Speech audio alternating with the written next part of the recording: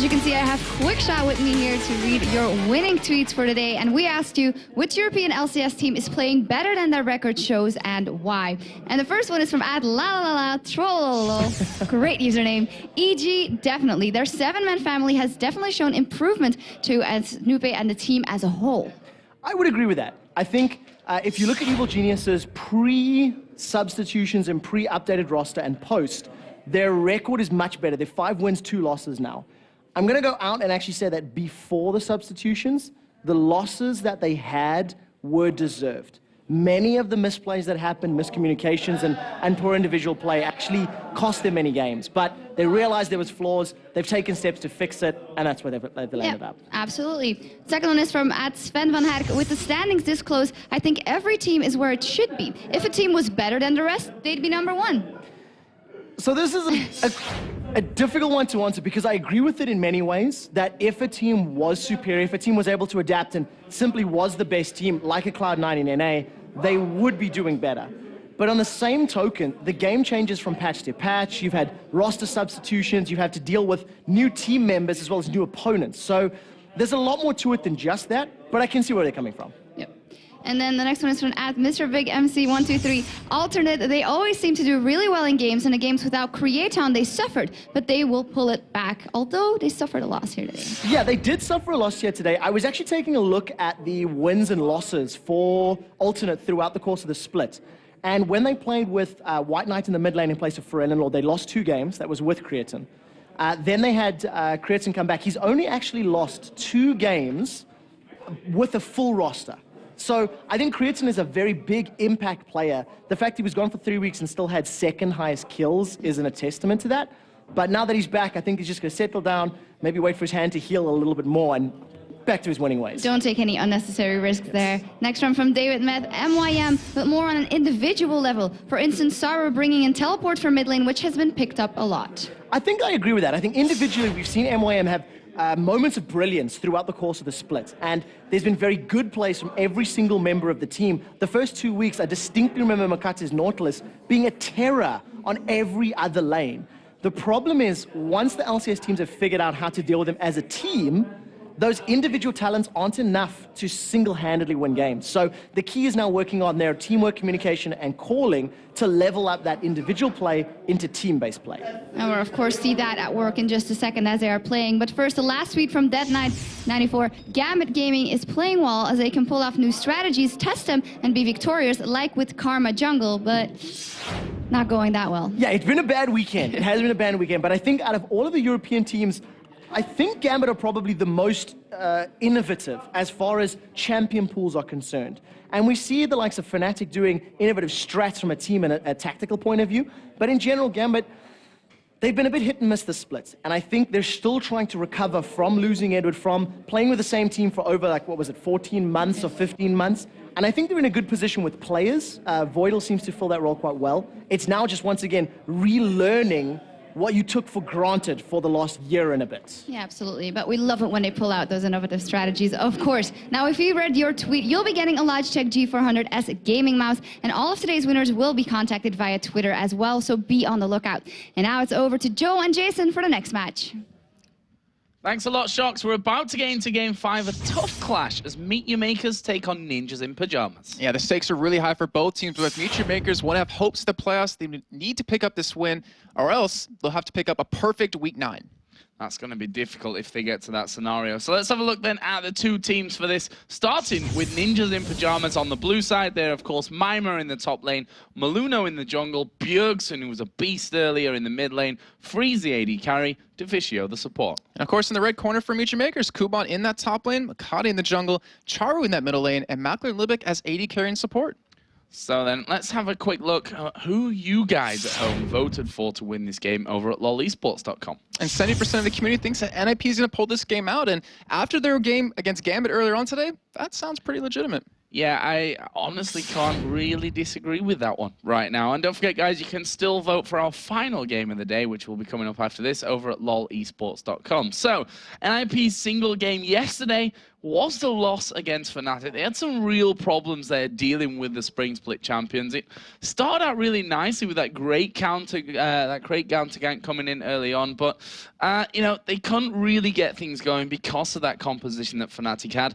Today's game against Gambit, as you already mentioned, they kind of fell back into a little bit of the old NIP style, where Bjergsen was really picking up not the slack for the rest of his teammates, but really the one that created all the plays. It's like, guys, I want to win this game. I want to put you all on my shoulders. But yeah, you're definitely right. And NIP, they still don't look like the team that they're supposed to be. Like, it's like they're trying to make MYM fit into a certain role, play certain champions without restructuring their whole compositions or a whole style of playing to his strengths. And I really want to see him play one of these assassins that he's always talking about. Having 3 solo queue accounts in Challenger is no easy feat. And he's been known for these, you know, Evelyns, these Rengars. And all we've seen so far is his Ryze and his Zac. So MYM has had a real tough time. I think we can say that, yeah. Honestly. I mean, going 0 for 2 yesterday. And right now, if they can't get it together, they're going to be left out in the cold when it comes to the start of the playoffs, which, you know, it means that they may possibly not even be there and relegate to this 7th, 8th place. Yeah, actually, I heard Makade talking to someone yesterday, and he was saying, like, you know, I'm so disappointed after our losses today, you know, losing 2 games losing 2 games today, and then a second later, he's like, nah, I'm just kidding. I still have my hopes high. I still have that desire to win. And that kind of shows the mentality of the team. And Meechmakers, they're trying to change things up. They looked more aggressive. And yesterday against the Lebanogs, they tried to make that happen. Unfortunately, it didn't really work out that well. They started off the match very strong with their nice advantage. However, it seemed like they didn't know what to do with it. I mean, they took down a dragon, but instead of like using that gold to go for a turret or go for pushing some objectives, they just use it to kill more dragons. Which is fine. Yeah, it's good. In a way, but you've got to then turn that as an advantage itself into even more. So we're into Champion Select then. They're going thick and fast here. Elise, Kennen, Vayne banned out by NIP. Of course, all aimed there at Kubon, and of course at Libic, at Makler with the Vayne as well. On the other side, Evelyn, Lissandra, and Fizz banned out. It's left Shen open, and they're going to take that first pick. It's left a lot of champions open. It looks like Meechmakers, they've been talking this over quite a bit, and they're really scared of the Evelyn that MYM which we haven't seen, will have. And I really was curious to see how that would go as well. But it's obviously wouldn't be in the jungle. Maluno doesn't really play Evelyn too much there. But fortunately for MYM, it looks like he might be on Shen, though. I think we have seen Maluno jungle Shen before, so it's not necessarily in concrete that it will be in that lane. The Fizz ban, that was justified from what we saw earlier. Well, and especially for the fact that Twisted Fate was left open there as well, and that's what Meteormakers have locked in. And we saw how strong Bjergsen was on Fizz earlier on, so bit of a respect ban there in a way, but also fits to their composition perfectly because we've seen Fizz is absolutely destroying Twisted Fate pretty much across the board. And I'm still a little bit surprised to see Twisted Fate. I mean, he's been picked or banned in 97.5% of the games before this week. That's a lot. And he's only won 50% of them. Well, the thing is, it's even worse if you look at Charu's stats individually. 5 games with Twisted Fate, only 1 victory there. So we'll see how that works out. Zac picked up here for NIP, along with the Caitlyn as well for free. So interesting to see whether Maluno is going to play Shen in the jungle in that Zac top lane, which is kind of fits more to what NIP have been doing in the last games. Yeah, that's actually a very good point. We've seen Maluno play Zac in the jungle.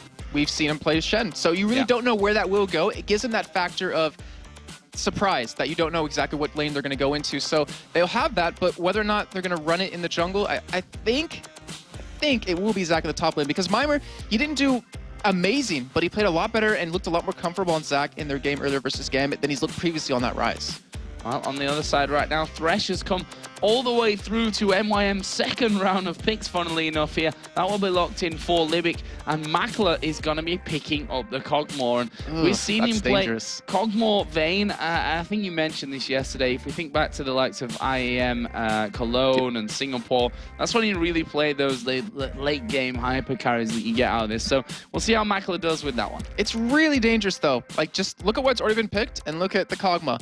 A Zac can jump on top of you. A Shen can get in there on his ultimate as well, or taunt you and lock you down. Like, that is a very ballsy play that shows that he's kind of really confident in his team to prevent anyone from getting to him, and he'll be able to do the damage that he possibly could. And you're very right. Like, back in Cologne, or IEM Cologne, he played phenomenal. Like, his micromanagement on Kog'Maw and Vayne was just ridiculous. It was through the roof. And I believe they placed second in the end. Actually, it was a little bit lower than that, like 3rd or 4th in the end of that event. But we'll see how it's going to do here. We saw Tabs do very well on it yesterday. Well, let's have a look then for NIP, what they're going to finish with. Nami support and Bjergsen going to be taking Zed. Now, that is a scary thing. Yeah. Okay, so this is the kind of champions I love to see him on. Yeah. Like, I remember back he's playing Orianna a lot. He's playing a lot of team comp-oriented champions. That was never his playstyle to me. That's never what he did well on. And going back to his roots, it seems, going back to what he enjoys playing with these heavy assassins, like even Awesome was mentioned yesterday in the interview with Shox, he's going to do well on. Like, you just know, if he picks an assassin, it's pretty much a guaranteed one lane for him. Yeah, because, and we saw it with that Fizz earlier, that he just loves to get kills. Yeah. He has a real hunger for building up kills and for stalking you through the jungle, you know, and that's something that Zed is going to be able to do for him brilliantly here as well. So, Meteor Makers, what are they going to round off with here?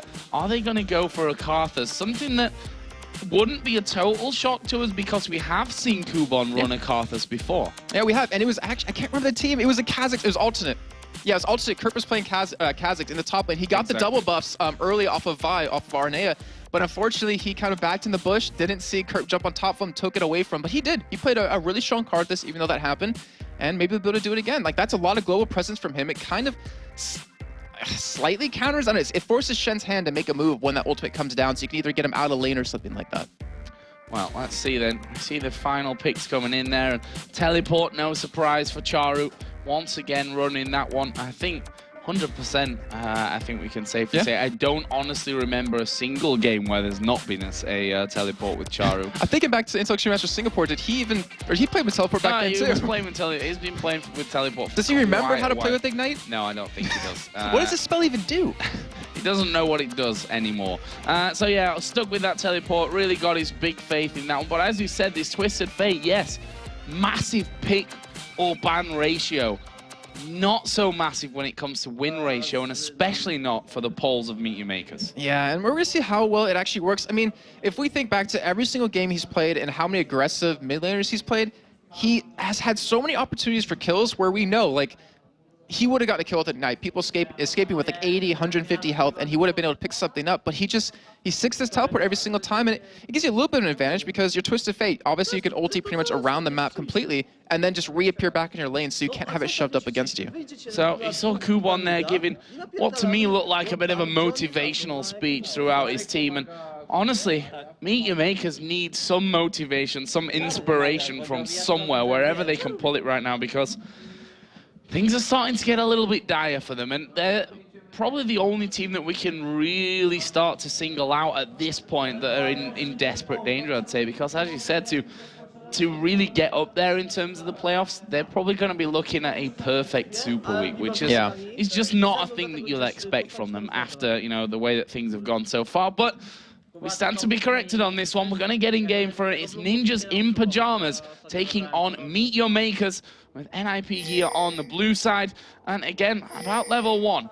Nami on the one side, Thresh on the other side. You've got the likes of the stun card coming out there from Charu. You've got the taunt for Shen, for MYM, if you know, he wants to go that way. So there's a lot of danger for both sides. So I was actually wrong. It will be Malone on the jungle on Zac, so he's going to have that that presence. Obviously not going to be strong super early on, but in terms of level 1, I'm trying to think. I'm pretty sure I'd have to get over to NIP just because of the control that they can have. I mean, you can have a knockup out of Maluna if you want to take your E level 1. You can have a taunt across the entire team, just like you're saying before. The bubble following that up. And Meteor Makers, all they really have for a guaranteed stun is that hook or that gold card. And it looks like NIP are just going to push Meteor Makers away as they wanted to be aggressive and kind of take that blue buff. And, you know, you and Demon casted Meteor Makers way back in the day, you know, in EPS when they were playing, when they were unknown. And they were always known for this really aggressive level 1 play with pink wards, one of the first teams to use it. I'm really surprised to see them kind of stray away from their roots. I think because at this level of play, which you can't compare to what it was back then, even, you know, with the level of teams and how close things were, you can't compare that right now, because if things go wrong for you at level 1 here, you basically lose the game. I mean, it's definitely not over at level 1. We've seen that countless times being proved incorrect, but the fact is you gain a massive disadvantage if you mess things up at level 1. If your opponent's ready for you, if you've, you know, prepared wrong and you think you can do a certain play which you actually can't by the end of it, if you've scouted wrong. So I think that's why Meteor Makers have fallen away from that style, because it's too risky for them at this stage. And I was just thinking, like, they're one of the few teams that stuck around together after the spring qualifiers for LCS when they didn't qualify.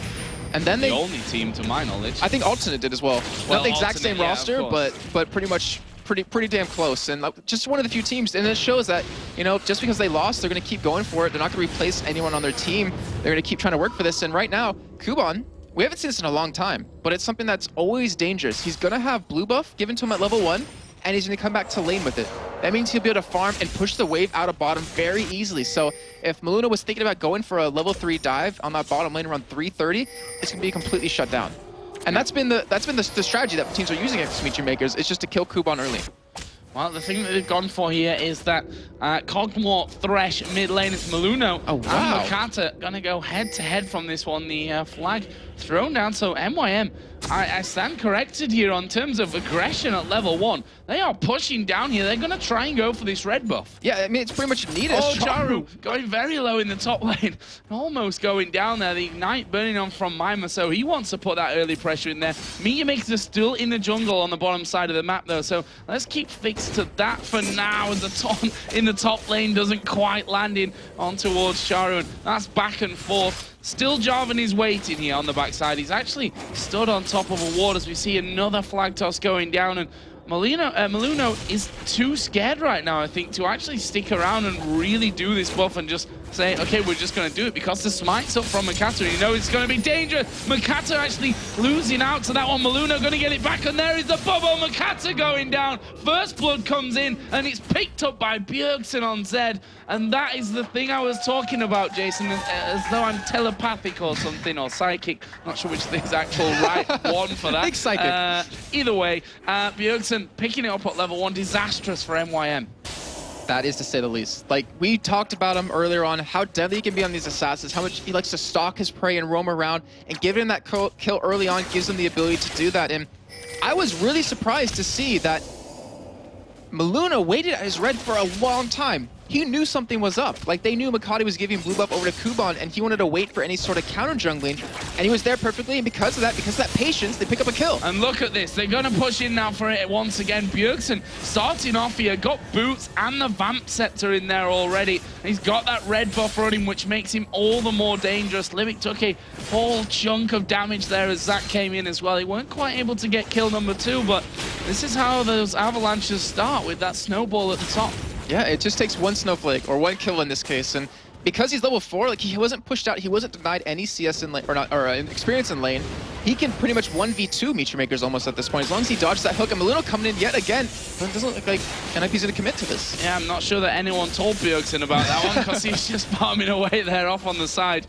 As Maluno comes in, probably wondering, when are you going to help me do this? Okay, you're not, so I'm just going to back away from that one. But Bjergsen, obviously, he doesn't want to throw the advantage that he's just got, because if he got caught by Libic and ended up going down and Makala got the red buff, then it's a different story again. Yeah, very true. And actually, I think he can go for a kill on Libic very soon. Like, one more hit of Harass off his Q and a Living Shadow if he goes in, he should be able to pick up the kill, and he would have Flash to get away. And you really got to watch this, because if Bjergsen picks up another kill, like, this is a crucial point. If he picks up that one more kill right now, it's going to be so deadly. And wow, Kuban getting caught. Yeah, and he's taking so much damage. That bubble just locking him up, freeze expertly underneath that tower, making sure that he doesn't tank up any hits of it. And right now, 34 to 34 CS, or 35 to 35 between those two 80 carries. I could keep counting that one until the end of the game. It wouldn't be the best cast I've ever done in my life, though. But yeah, the point is very, very even between the two 80 carries. It's actually even across the board in CS. I mean, yeah, Bjergsen's a little bit behind, because of that kill, because he's melee, he's actually keeping up fairly well. And we didn't even mention just yet in terms of how lanes are, because there's been so much action. Maluno, he's trying to come in for another fight. And charging that one up in the end. I think Libic actually out of range of him there just about. Bjergsen continues to build up, and level 6 for Bjergsen. Let's have a look at his experience here and see how close he actually is to hitting level 6. Never mind, because Maluno's going to jump in on this one. Let's see if they can actually finish off. Actually, there is a hook miss. The flash was burnt by Libic, so either way, they've managed to burn out those summoner spells for them, and I can tell you now that Bjergsen is very close to hitting level 6. And without that flash, Libic will most actually I don't know because he has exhaust up, so he should be able to keep Bjergsen off of him from doing the full combo. But that is very deadly. It actually pushed him out of lane, and with Mackler left all alone, which it looks like Bjergsen's going to realize he goes in. And he does go in there. A lot of damage coming down. Hook comes in, but here comes Maluna once again. There is a kill. He's going to get exhausted underneath the tower, but look at Mackler. He's gone low. Charu going to teleport in. Going to get the stun card down as we see Stan United come in as well from MYM. They're able to walk away after picking up the kill. Yeah, it was a great job by MYM to pretty much come in there and save him, and they realized that Charu was level 6 and they still went for that fight either way, and Charu didn't even teleport or ultimate into there. He just used that teleport, and right now blue buff is up for both teams. Charu actually investing a pink one right there. He wants to potentially steal us away, and it's not going to happen. Nope. Not going to be able to get in there for that one. And, well, it was such a close thing for Meteor Makers there too, you know, picking up that exhaust that went down onto Maluno. Let's not forget, even if he would have actually been taken down there, he wouldn't have actually been taken down because of his passive to keep him alive, as once again Kuban gets pulled up in the bubble down in this bottom lane. That's Freezer's chance here to really start pulling ahead on the CS now that Mackler and Libic had to leave that mid lane. And he's been doing it very well, sitting at the highest CS of the game, 64. Currently they have that turret already very low, and I mean, they already won on the lane swap. If they pretty much get this turret down, they're pretty much going to be having a huge lead that they really can't lose unless they make a big mistake. And I mean, just think of all the objectives that would be available to them. They can easily pick up dragons, they can easily push that middle turret and start contesting the blues, which is a really huge buff that Meteor Makers is going to need. Kuban or Charu are going to need that blue, where on NIP's side, no one can really benefit from it except Freeze. Comes Jarvan down to this bottom lane, just in time to save the turret from going down. Actually picking up the CS there as well as he goes. Well, Bjergsen here, level 7. He is so ridiculously strong at this point. I mean, if you compare him over to Kuban, the levels, and to Charu for that matter, the levels are actually the same from them, but the damage output is just a different world. Got that cutlass in there, got a second longsword on. So he's just doing a hell of a lot right now. 2-0-0. Once he actually starts to roam around, now that this bottom lane's been freed up for MYM and for NIP, and they can actually think about coming middle to go 2v2, it leaves Bjergsen open to so many different options. And look at all the lanes he has to go to. I mean, we do have a Seeker's Arm Guard picked up for Charu, so he luckily has that as a defensive item, but I mean, the entire team of Meteor Makers is relatively squishy aside from Akade, so he has any champion he can go for. It's like, who do I want to kill this time? I'll go for you and then just blow you up, and he has the ability to do that right now.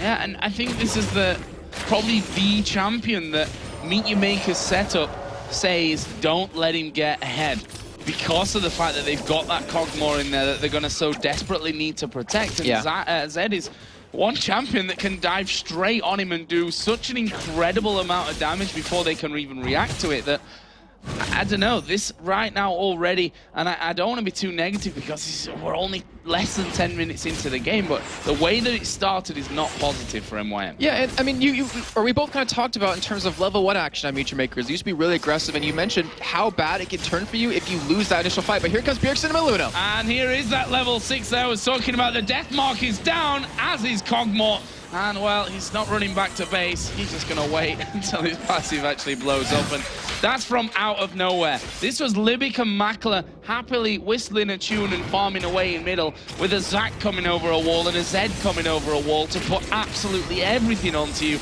And that opens them up a dragon as well. And the keyword, middle lane. The shortest lane in the entire map, and they're still getting jumped on like that and unable to escape. They're going for this dragon right now. Deficio does get caught by a hook, though. Well, they're going to be able to take the dragon. Box going down there by Libic, and honestly a defensive box, because I don't think they were really thinking of being able to get anything from that. Deficio did have his tidal wave available. There was MYM who had his Stan United, and look at the damage he's putting down there onto Charu already.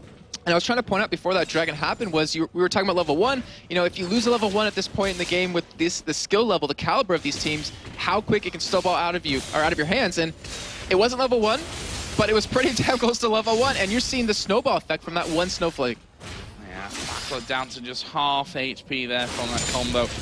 Coming out of Bjergsen, who's now up at 3-0-0, holding all of his team's kills, which we talked about before as well, is not necessarily an amazing thing, but on paper, it's just going to mean that Bjergsen can help this game go forward. And eventually, obviously, the rest of his teams are going to be picking up the kills. Maybe wrong on that, he might end the game 20-0-0 and they win 20-0 on kills, but we'll have to see. No, it's a about good that. point, though. Like, having all of your kills on one target, if you don't get defensive, if you make one misplay, there goes your entire team fight. And there goes a huge advantage that you had right out the window. And one thing that NIP did with that early advantage that they got was take that dragon. And I want to point that out because they have the lowest amount of dragons taken in European LCS at 22. They're in last place. The next person that's above them is Meet Your Makers at 34. And they only got 2 dragons in the last 2 weeks. Yeah, and that's a giant difference as well in statistics. Think Yes. about it. Over 10 as Charu again gets another blast out of Bjergsen, who was thinking about going in there, and well, in the end, he steps away. The stun card was pulled, but it's not going to be enough. There's a death mark down, but Makata's in there as well. There's a flash, so Bjergsen goes around, then jumps away. Amazing from Bjergsen. He's not finished here. He's actually going to find Makata. Stan United coming in as well. Oh, and there is the slide over the wall. That would have been the play of the week by a very, very long way if they'd have picked up that kill as well. Now Kubon's coming over, and he actually did manage to catch him, but Caught this ultimate. Here he comes, Shenton! Coming down, Shenton stops it, and NIP, the coordination between just these two players right now as they push in for even more damage. Kubon down to half HP. He's got no mana here. That could be very dangerous if they spot how little mana that he's actually got here. As Charu now coming around the side. There is the taunt coming in once again, but they do finally manage to shut down Bjergsen, and now they're going to try and take MYM as well. He flashes to safety. Crazy. I am hot and bothered after that. That was ridiculous play at Bjergsen, showing how amazing he is at this game. 17 years old, has more skill than probably every single caster at European LCS combined. I wouldn't go that far. Wow, okay. Giving me a lot of credit, Joe. Oh. But yeah, just the play was fantastic. The coordination between him and MYM, the taunt, stopping Kubon from getting that kill initially with the ultimate, and pretty much blowing a major cooldown out of him as well. Incredible stuff there, NIP on the same page, and this is what we were talking about from them before, as Charu going to get taunted under the turret.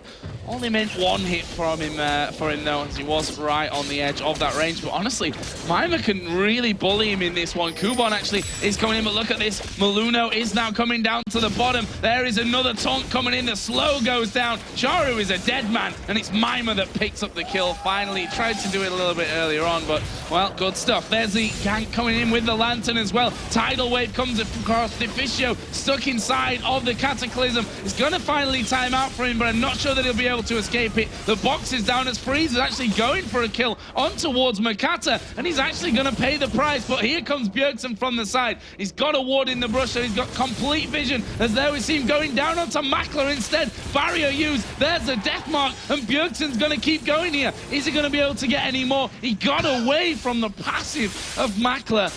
Mind blown right now. Bjergsen, again, just on a different level. And this is why I will never play Zed, because I can never play it as well as Bjergsen can. After seeing this, it just makes you realize how bad you're at the game, Joe. It blows my mind how the skill difference is between me thinking I'm decent at the game to that. It just shows he deserves to be in the LCS. He's not done. He's not done. He's not going done in for Libic here.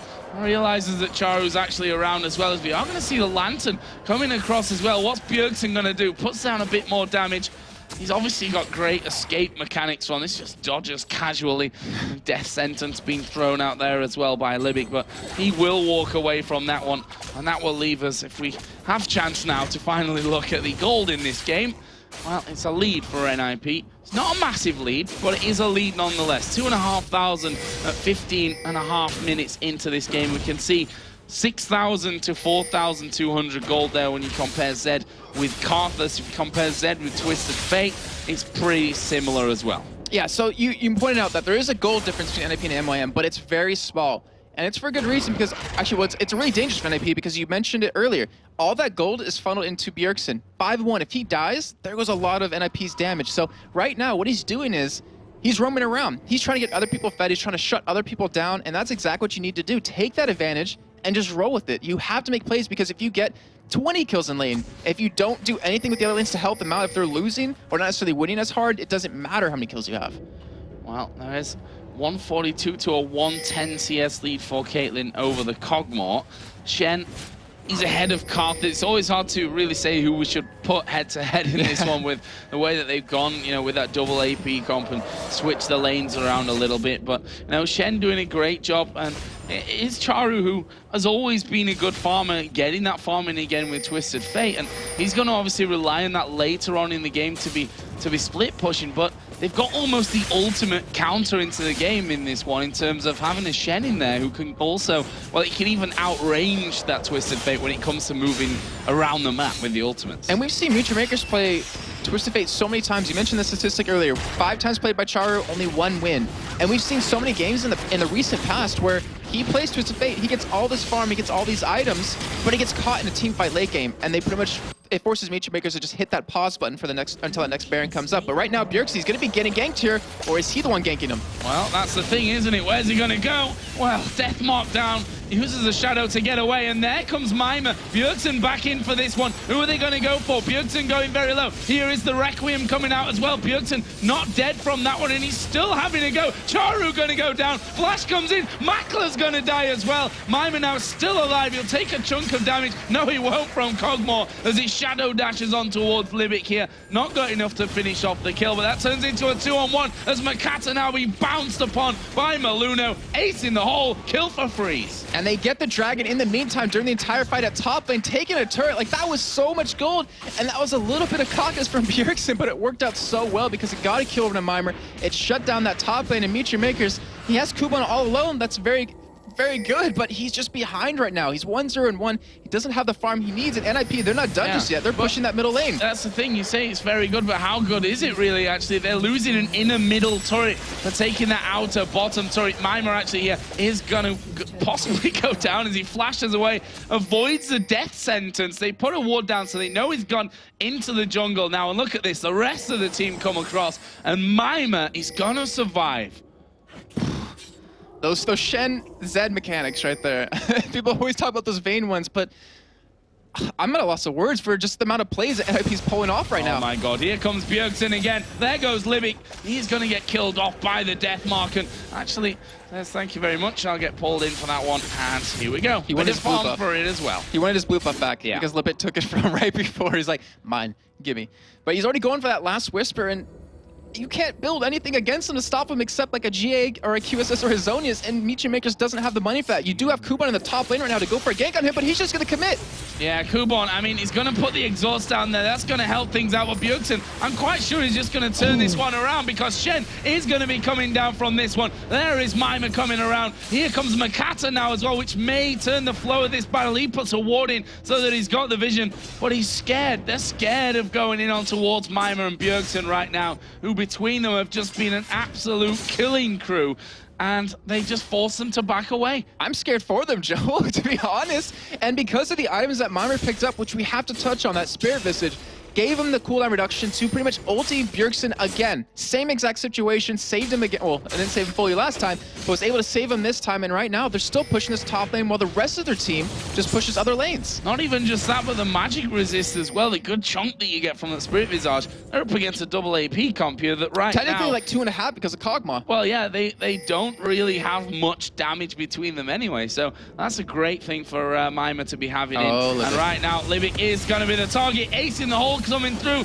Who's going to get the kill? It's Bjergsen, of course. That will bring him up to 8-1. Just wow. I mean, Libic, I can understand why he went there. Like, they needed to get that vision, that much needed vision to stop like a potential Baron from coming in because they can't afford to let something like that happen. And honestly, with their composition, if they did catch NIP inside that Baron pit, Bjergsen can only ulti one person. He can only burst one person down extremely quickly. Like, give him a couple more seconds, he'll kill someone else. But with a Karthus sitting in the middle of Baron pit, when you get that magic amplification debuff on you, mix that in with the Twist of Fate and a Kog'Maw, you can go down really quickly.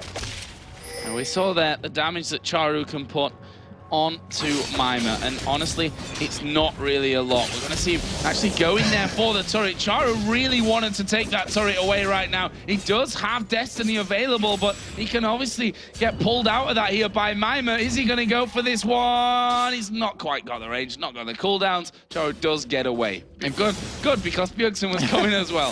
He's like, I'm coming for you. That whole Jaws theme, I'm still waiting for someone to make a video of that when Bjergsen just chasing people down. But Mutual Makers are trying to respond. They're trying to push middle right now, and it's just the only farm they're getting is the farm that NIP is allowing them to have. Like, they're the ones shoving the lanes up, giving them a wave or two, and then just making plays in other places. Bjergsen at level 14 against a level 12 Kog'Maw, a level 13 Twisted Fate, a level 13 wow, Karthus. When he hits at 16 point, he can easy 1v1 anyone. Look at him. You can almost read his mind here, like, I'm gonna go for this one. Oh. Well, Charu's still at the top, so it might not be over just yet. MYM got no vision of where he possibly is, and Bjergsen is just gonna wait. Now he comes around the corner. Here's the move onto Charu. Death mark. Charu doesn't care. He's gonna let himself go down. Bjergsen on a killing spree. It's now 9-1. The damage! Like, I don't even have anything to say to that. That is just what a Zed does if you let him get farmed. And right now he's getting 2-man ganked here, but honestly, I think he could fight this. I think he could win this one against Kuban. It's not actually in the wall of pain there for a while. And he's going to go over. Who's he going to go for? He's going to go from both because Shen's coming in. He can maybe get the taunt onto them. Are they going to go under the tower? No, they can't. NIP are in MYM's base there behind the turret at the inhibitor. What is going on right now? NIP did manage to get Libic in his top lane. And honestly, this game is so one-sided right now. NIP are absolutely running away with it. 10-1 now the scoreline for Bjergsen. And this is why, when we were talking about earlier, him playing Zed, why I was so excited, why I like seeing him on these Assassins, because of what he does on it, game in and game out. He's probably one of the most consistently good players mid lane, always making it happen. I don't think he's ever had a bad game, and right now he's going for Charu again. He's going for Charu, and Charu's not getting away from this. Deathmark was down. Actually, Deficio. I know it wasn't Deficio, it was MYM that picked up the kill. Kuban's dead either way. He will fall. Here comes the Requiem. But is anyone low enough? No, they're not. He'll stop Bjergsen going home, but that's pretty much all it will do at this point. Just wow, 16-4, 23 minutes in, 40,000 gold to 30,000, 6 turrets to 2. And you have a 10-2-3 Bjergsen right now. Equal in farm and ahead of Kuban, but equal farm to Charu. Equal farm to pretty much everyone on the other team of Meatbreakers, if not ahead. And they're going to pick up another dragon. A lot of extra gold to spend. And right now, wow. Freeze has 2,600 gold to buy with. Deficio has 1,700 gold to buy with. MYM has 1,700 gold to buy with. And even Maluno has 1,000. So the items they're going to pick up when they back are just going to make them that much stronger. And Bjergsen, look at that. Almost 11,000 gold, 24 minutes in. Yeah. It's a lot of gold, and he's just added in the Black Cleaver there to everything else. He's seen a Runic Bulwark being picked up actually by Maluno on Zac. We're going to be seeing a lot more coming down once Freeze basically decides it's time for him to go home. He's just pushed out that middle wave for a while. We've got Deficio bringing in an Oracle to this game, something that I don't think Libic can really dream of being able to pick up at this point of the game, honestly. They've had no control of their jungle for a very, very long time right now. Freeze, he's still in this mid lane. He really doesn't want to spend. He's got 3,200 gold. I think he mistook that having that much gold at the end of the game, you can take it with you home or something like that, or into the next game, because he can't do that. He's gonna, but when he goes back and buys, like, the power spike he's gonna get will be ridiculous, and they honestly don't even need that spike right now, as long as Bjergsen doesn't misplay, doesn't get caught, and doesn't die. And Makati, he might be the one getting caught. And he is going to get caught here, gets bubbled, gets Piltover Peacemaker, he's slowed, he's hit by the tidal wave, they're bouncing all over his face, and he's managed to flash away. Piltover Peacemaker, not sure, no, it didn't quite get the kill onto him there. Bjergsen is once again unstoppable as him and MYM dive underneath the turret. Now they're going to have to go for this one as they get pulled in there. Minions will come back around, that means Bjergsen and MYM can hammer the turret away, and that was the final turret outside of the base, and now they're going for Baron. Look at the squad that we have. It's a 2-man squad with MYM and Bjergsen, and then Deficio, Maluno, and Freeze are just sticking together all buddy-buddy. They're just like splitting in this 3-group compositions, and right now with what's happening, Meatbreakers has to send multiple people. Actually, you know what? They have to send like the entire team to kill Bjergsen and MYM at this point, and when that happens, the rest of NIP just push these lanes. They already got the middle turret, the middle inhibitor turret, and that inhibitor is for the taking. And and Freeze is sitting on 3,500 gold to back with. It's gonna be at like 4,000 when he goes back. Yeah, that's gonna be 3,800 now, almost 39. Ridiculous stuff. And actually he's decided, you know what, guys? I was thinking about backing off to spend, but I'm just gonna farm a little bit more. I want to buy all my items at once. 5,000 gold to be going home with. As here comes Bjergsen. Oh, there's the Dark Passage to actually get him out of that one. And, well, it could probably do without another death here, Charu. 0-6-2 right now. He's got a Lich Bane, which we would say he can use to split push and do something here for this match. But honestly, he can't even really push out of his base before Bjergsen just dives on him. And we do have Freeze finally just toying with them now. Look at that. But we have Freeze. He did go back and buy, picked up a full Phantom Dancer and a pickaxe. Still sitting on, there's not much gold left after that, but does buy Home Guard boots because they're going to go for the final push here, Joe. There's the wall of pain coming down. Honestly, Bjergsen doesn't seem to be giving a monkeys about that one. He wants this inhibitor. Lateways constantly being put down on top of Bjergsen to try and get him a little bit low for when any fight might break out from this. He does get slowed, and looks like they may try and go for him with this one, but NIP probably not going to be scared to fight. Maluna going to dive on top. Makata is going to be bubbled up as the tidal wave comes across. There's 2 kills coming down now. NIP a freeze on a killing spree. 3 men left alive. Charu, there he is with that Lich Bane. Told you he's going to use it for a bit of split pushing, but NIP, they're so far ahead right now. They're up in the base of MYM. They've taken down the first Nexus turret. MYM doesn't care about tanking up that one. He's going to take it down maybe before the teleport even gets into them. They're going to go for a couple more kills right on top of the fountain. Bjergsen now dominating. MYM's on top of it. And, well, he gets shut down, almost losing the Maluno as well. Here comes the Requiem. The heal coming out. Maluno doesn't even die to that one. Tried to get the untargetable there as he jumps away with an elastic slingshot. And that will be the Nexus going down. And Ninjas in Pajamas picking up a fantastic win, a phenomenal win. There's so many adjectives out there that don't even do this game justice. I have to completely agree with that, Joe. I mean, that is just the effect. You can see on Bjergsen's face that smile. The effect of one early kill, of that one little mistake that Makade made, and the one smart play out of Bjergsen is completely take advantage of that situation, pick up that red buff, and more importantly, make it so he could do a 1v2 lane and still win it. Well, I've got a feeling that he's not going to be playing any Zed next week. I think that might be getting banned out against Bjergsen. That's what we thought about the Fizz as well, and Meet Your Maker's actually banned that one out to stop any counter to that Twisted Fate, but honestly, they didn't need the Fizz. This one was just a very one-way street, very much a one-way street. 12-2-5 Bjergsen finished there.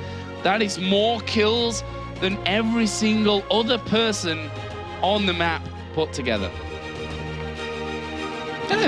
Oh, so I was kind of It's actually not. They got 13 between them. I was like, count up. I was like, is that true? But that's still the point. It was close enough. You had to count it, and that's how close enough it was. That's how much Bjergsen just dominated that game. And we talked about snowballs. Once you get that thing rolling, you can't stop a Zed like that. What's bigger than Avalanche?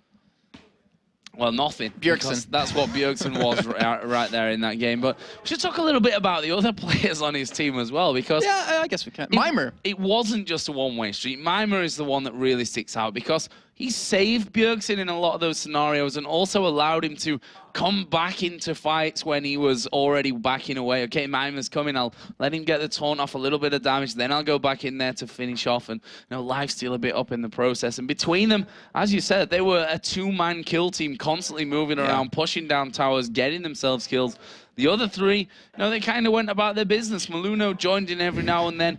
We have to say that Maluno, his persistency in the mid lane early on to get them the kills was what started things off for Bjergsen. And his The patience. gank that they, the jumping from the side with Bjergsen coming through the wall as well was what got the ball rolling. And his patience at red. Like we mentioned earlier, is he was waiting. Like, he knew Makade would come around. Like, they kind of knew they would give Kuban that blue buff, and then he would try to steal away the red, and he just waited. And because of that patience, they were to pick up that kill. And I do have to say this for Mimer, because we've seen him on Zac, we've seen him on Ryze mostly. He looked so much more comfortable on Shed in that game. Whether or not it was Bjergsen being so farmed, he felt, like, we're going to win this game. But either way, the confidence boost that you get from their last game of the week, going into a 5-game super week next week, like, you need something like that to get you going.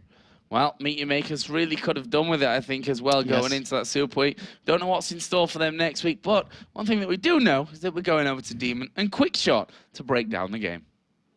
Thank you very much, Joe and Jason. And, well, what a dominant performance from Ninjas in Pajamas. And they were all ninjas, but they weren't in pajamas, but they still played very well. They were absolutely everywhere for the entirety of that match. And, we were highlighting the fact that Zed and Shen, being played by Mimer and Bjergsen, were just unstoppable. Yeah. Wherever they wanted to go and pick a fight, they made it happen. They were a lethal combo. Let's talk about the team comps from the very beginning, though, because when we saw the picks and bans, you believe Meteor Makers actually had the better team comp. Yeah, I actually think if you just think champions against champions and think about it that way, I feel like MYM had a slightly better, well-rounded comp. They had the global presence of the Karthus and the Twisted Fate. They had a lot more damage threats. They had the Cogmore in there. They had protection for Cog from Jarvan and for with Thresh.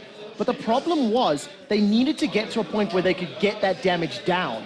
And what that meant is the time was on, or the ticker was on for NIP to get control of the early game. Their only real damage threats was the Caitlyn and the Zed. Yeah. Zac and Shen are never really going to be killing potential, especially when it's a jungle Zac. So where do you feel it all effectively went wrong? I mean, other than Bjergsen going crazy. I think, I'm going to be very honest, I think it was just Bjergsen going crazy that was really the big influential thing. You know, very early on, MYM, they did try to invade and steal red buff, which it worked against him. It gave Bjergsen first blood. And basically from there, he just got such a massive confidence boost that he tore through MYM. I think MYM needed to counter gank Zed more often and maybe not have put the duo lane middle, because that just allowed Maluno to sit there with Zac, sit with Bjergsen, babysit him, get him to level 6, and then just pick on the super squishy under-level duo lanes. Well, I mean, it obviously leads us up to the replay we have in that top lane, and really it was the combo again, like you mentioned earlier, MYM and Bjergsen, the double ninjas. So the very first time it happened, I think I yelled, "Oh my God," more times in those 30 seconds than ever. Surprised it didn't come across the stream either. We were right next door. Dives past 2 towers, goes in between the jungle, picks a fight. Karthus starts channeling Requiem. That gets interrupted by a taunt. It was just moment after moment. Now, MYM did clean up, right? They did clean up. But in this particular replay, let's actually pull this up on the screen and we'll talk you through it. Bjergsen was once again in the 1v2 situation in the top lane, and MYM actually poisoned themselves to gank him. So let's drop the replay and start this one off. You'll see that Twisted Fate comes in to join the party, and I'm going to put this down in half speed because Bjergsen dodges the gold card, first of all, with the death mark, right? Then he continues to put a lot of damage down. He's on the way out, at which point you can see the Shen Stand United arrives. Bjergsen brings Shen back into the fight by diving to his clones, and he continually deals damage over on the side. Even through a gold card and through the damage of Requiem, it's not enough to kill him. So once he does get a little bit of free time, and more importantly, his cooldown's back, comes back into the fight, uses the clone, shadow slashes up, and manages to get more damage down. To add insult to injury, MYM even uses that shadow dash taunt to block and avoid that Acathian surprise damage. This was maybe the 3rd time this had happened, and it happened 3 or 4 more times throughout the course of the game. Bjergsen just went godlike in that match. And to be hypercritical, personally, I thought NIP, while they did actually obviously win out the game, if that would have been against a better opponent, maybe not to discredit Meteor Makers in this match, it was kind of still sloppy. I think it was. I think it was overconfidence on NIP, and I think they got away with it, which meant they could keep doing it. And I think that's basically why the match played out that way. And I think the biggest mistake for me as far as MYM concerned is those first levels 1 to 6. I think if they'd maybe done different lane matchups, maybe been a little more difficult for the Twisted Fate or the Karthus against the Zed, but it wouldn't have been as easy for Zed to be babysat. There was no threat of shutting him down. There was no jungle pressure that could have helped. So I think a little bit of early game decision making could have gone a long way to helping MYM out. Well, nevertheless, it was a very confident performance. And let's get over to Shox, who is standing by with Maluno to discuss it. Thanks very much, D-Man. Good job, Maluno. Another victory for NIP. How are you going into this one? Because you, of course, kind of surprisingly, can I say, maybe lost against MYM last time around. Last time we kind of got surprised by the teleport. Like, we knew they were going to run it, but we still misplayed against it, and we weren't careful enough in the game against it, and it snowballed really hard. So this time around we kept telling each other all the time that they have teleport and don't overextend, always keep it in mind, and yeah, worked out pretty well. 2 teleports even. So they had TF and Karthus to double AP, and Bjergsen was on Zed, so they could build Zhonya's, but they just never got to that point. So how did you deal with that in the beginning? How come you got so far ahead so quickly? I don't know, I was kind of surprised that they went 2 mid. I guess they just really wanted to shut down Zed, but I camped the lane a lot in the early game, and we just got a bunch of kills on Zed, and then their whole game kind of falls apart. Yeah, talking about that early game at level 1, there was some pressure on your red buff, but Yeah, it didn't really seem to turn out that well. Were you surprised that they put so much pressure on that so early?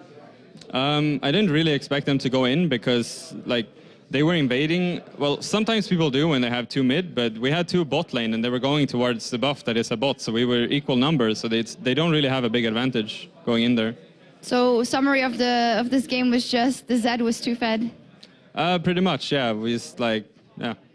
Okay. Now, of course, you'll be going into a super weekend in 2 weeks, and it's going to be so important for you guys for the spot you want to clinch. And what is it that you think you have to work on as a team now going into that one? You have enough time to prepare now. I guess mostly is getting better at communicating with each other. We have a new member, and it always takes some time to get used to each other. So. Okay. Concise, working on communication. Thank you very much, Meluno. Thank you. As for us, SK is coming off yesterday's incredible win over Lemon Dogs, and we're about to see if they finish the week with another victory or if the evil geniuses shut them down like they did last week. That's after the break.